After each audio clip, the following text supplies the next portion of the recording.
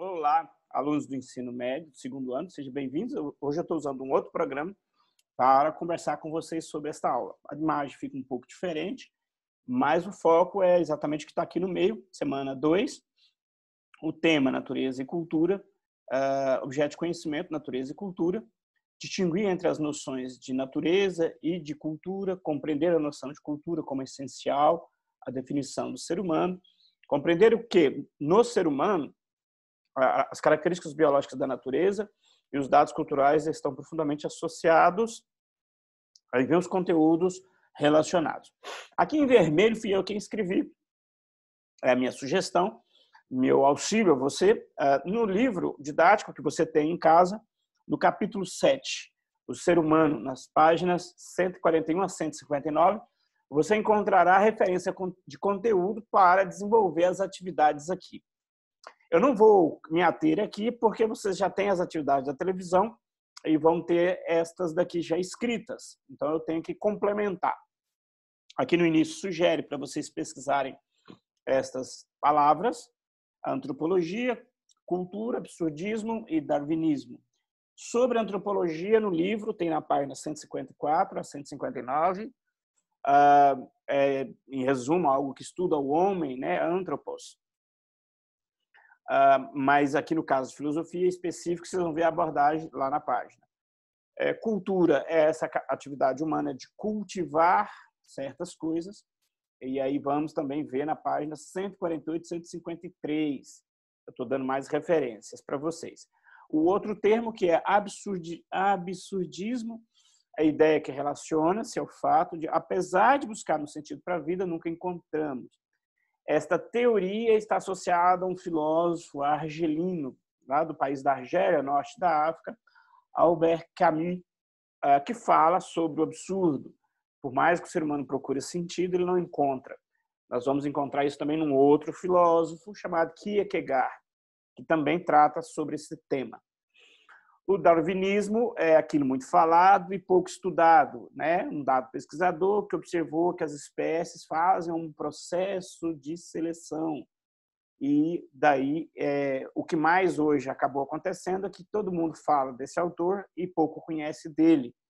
E fica envolto, quando você fala o nome dele, já começa a achar que é uma coisa religiosa e etc. Mas o darwinismo não é isto.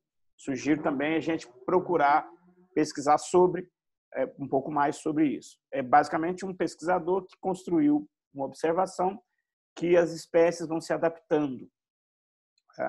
Essa é a questão básica. As outras reflexões faremos em outro momento.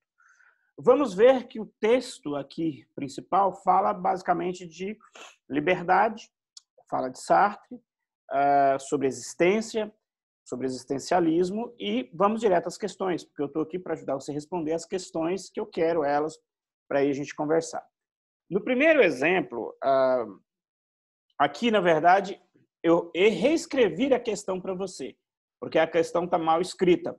Infelizmente, na pressa, a gente acaba cometendo erros. Eu também, e quem produziu esse material aí na urgência da pandemia, certamente cometeram alguns erros. Ainda que a questão aqui refere-se a uma questão que foi utilizada na Secretaria Estadual de Educação, lá do estado do Paraná. Mas, vamos lá. Ela pode ser feita da seguinte forma. A exemplo da angústia e do desamparo, como existente nas reflexões existencialistas, quais outros sentimentos podem ser identificados na realidade dos jovens do século XXI? Isso é uma questão subjetiva. Queremos ouvir a sua opinião, queremos que você formule a sua opinião para, em momento oportuno, a gente poder conversar um pouco mais sobre ela. Nesse momento, o que importa é exatamente você se expressar. Que ideias de liberdade são encontradas nas propagandas de bebida, carros e motos veiculados na mídia? Em linhas muito geral, provavelmente nós podemos pensar que essas propagandas associam que consumir aquele objeto, isto me fará uma pessoa livre. Esta é a ideia geral que nós podemos extrair daí. Se isso procede ou não, é claro que não, considerando os textos acima. Diante de tantas ideias de liberdade, somos livres. Acima foi dito, Várias coisas sobre liberdade. Aqui eu quero mais, inicialmente, ouvir a sua opinião relacionando com o texto acima. É simples. Você se sente livre? Aí você vai falar sim ou não e depois você vai dizer, olha, eu me sinto livre por isso, por isso. A sua referência é o texto acima. Aqui também, fiquemos atentos, há uma variação na resposta, tá bom? Pode ser uma coisa ou pode ser outra. Veja, se a pergunta fosse mais precisa, referindo-se aos textos acima, aí nós teríamos que, digamos assim, ter uma resposta como, sim, somos livres. Né? Porque todos os sentidos que tentaram dizer que eram propostos para nós, na verdade, era nós mesmos, como pessoas, que estávamos inventando eles. Mas aqui, eu me contento com a ideia mais livre de você poder se expressar diante de tantas ideias de liberdades. Somos livres? Explique. Como o texto não marrou a questão ao texto que está logo acima, eu dou essa liberdade também para vocês fazerem uma resposta mais autoral, podendo ser sim ou podendo ser não, mas que você dê uma justificativa. 4. Elabore um texto que discuta os conceitos de consciência, liberdade, responsabilidade e determinismo. É muito conteúdo. Caso pesquise, e sim, pesquise mais. Para saber mais, eu comecei digitando um pouco aqui para vocês sobre consciência, no capítulo 4, na página 67 e 68. Para saber mais sobre liberdade, capacidade de fazer opção e poder fazer opções.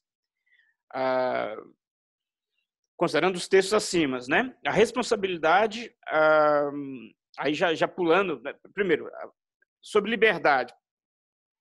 A liberdade é a ideia de que nós fazemos escolhas numa dada realidade e somos responsáveis por todos os efeitos que as minhas escolhas produzem. Responsabilidade é saber que, ao fazer as escolhas, e eu já sei quais as consequências que as minhas escolhas produzem. Então, eu sou responsável. Veja que, quando a gente vai ficando adulto, é claro que, para além de responder isso aqui, a responsabilidade é um pouco isto.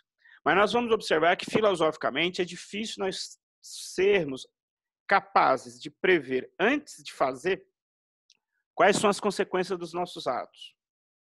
Existe um conjunto de atos que nós temos, sim, perfeita previsão. Nós aprendemos isso onde? Na escola, na família. Então, existe um conjunto dessas atitudes que, sim, se eu jogo essa caneta no chão, ela cai. Se eu implico com o meu coleguinha de sala, eu sei que isso causa, sim, uma consequência. E uma série de outras coisas. Perfeito. Neste âmbito, sim, somos responsáveis.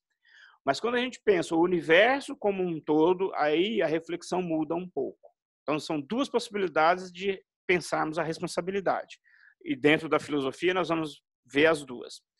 Enfim, após leituras e pesquisas, responda essa questão ultra mega fácil. Quem é você? Claro que não é uma pergunta simples, é brincadeira da questão.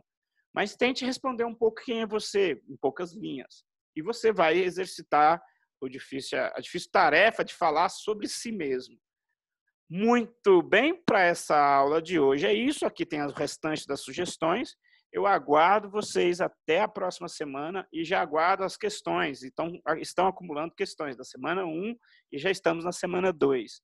Então, pelo amor do Sócrates, mandem as questões, façam elas no papel, no seu caderno, tirem foto, use o chat aqui do site que eu estou disponibilizando para me enviar essas mensagens, essas questões prontas. É muito simples.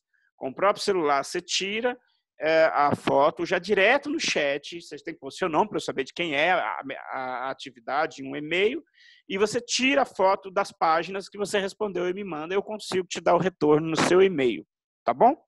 Muito obrigado por essa aula e até uma próxima aula. Agora eu interrompo esse compartilhamento e um abraço e muito obrigado.